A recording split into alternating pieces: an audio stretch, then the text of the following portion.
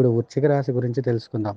ఈ రాశి వారికి ఈ వారం ధనపరంగా బాగా కలిసి వచ్చే వారంగా చెప్పవచ్చును. సమయానికి ధనం చేతికి అందుతుంది. ఎప్పటినుంచో ఆర్థికంగా ఎదురు చూస్తున్నటువంటి కొన్ని సమస్యలకు చక్కటి పరిష్కారం అనేటటువంటిది లభిస్తుంది. గతంలో చేసిన రుణాలు కూడా తీరేటటువంటి అవకాశాలు ఎక్కువగా గోచరిస్తున్నాయి. ఈ వారంలో ద్వితీయార్థం నుంచి వీరికి ఆర్థికంగా కలిసి వచ్చే వారం, పట్టిందల్లా బంగారంగా ఉండేటటువంటి అవకాశాలు ఎక్కువగా గోచరిస్తున్నాయి. అదేవిధంగా సుఖస్థానంలో టెన్షన్లు, చికాకులు ఉన్నప్పటికీ కూడా కొన్ని ముఖ్యమైనటువంటి విషయాలకు సంబంధించి వారం ద్వితీయార్థం నుంచి అనుకూలమైన వారంగా ఉంటుంది. విద్యార్థులకు కలిసి వచ్చే వారంగా చెప్పవచ్చును. అయితే విదేశాలు వెళ్ళాలనుకునేటటువంటి వారికి మాత్రం నిరాశే మిగులుతుంది. ప్రతి పని కూడా వాయిదాలు పడుతూ ఉండటం అనేటటువంటివి జరుగుతాయి. ఈ రాశి వారికి ప్రతి విషయంలో చికాకులు ఉన్నప్పటికీ వారికి ఉన్న సమస్యలకు చక్కటి పరిష్కారం అనేటటువంటిది లభించబోతున్నది.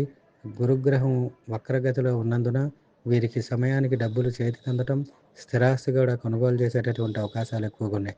న్యాయపరమైనటువంటి చికాకులతో ఎదుర్కొనే ఇబ్బందులు పడుతున్నటువంటి వారికి మాత్రం ఈ వారం అంత అనుకూలమైన వారంగా కాదు. షేర్ మార్కెట్ల పరంగా పెట్టుబడులు పెట్టేటటువంటి వారికి వారం ద్వితీయార్థం నుంచి బాగా కలిసి వస్తుంది. ఏది ఏమైనా ఈ రాశి వారికి చిన్న చిన్న సమస్యలు ఉన్నప్పటికీ కూడా గతంలో కంటే ఉన్నటువంటి ఇబ్బందుల నుంచి బయటపడి అనుకూలంగామైన వాతావరణం ఏర్పడటం అనేటటువంటిది గోచరిస్తుంది. కనుక వీరి ప్రతినిత్యము కూడా సుబ్రహ్మణ్య స్వామి అష్టకం పారాయణగా చేయటం, అదేవిధంగా శనివారం రోజు ఆంజనేయ స్వామికి తమలపాకులతో అష్టోత్తర పూజ చేయటం, దీంతో పాటు గురువారం రోజు శివాలయంలో శివుడికి పంచామృతాలతో అభిషేకం చేయటం వల్ల వీరికి ఉండే సమస్యలకు చక్కటి పరిష్కారం అనేటటువంటిది లభిస్తుంది.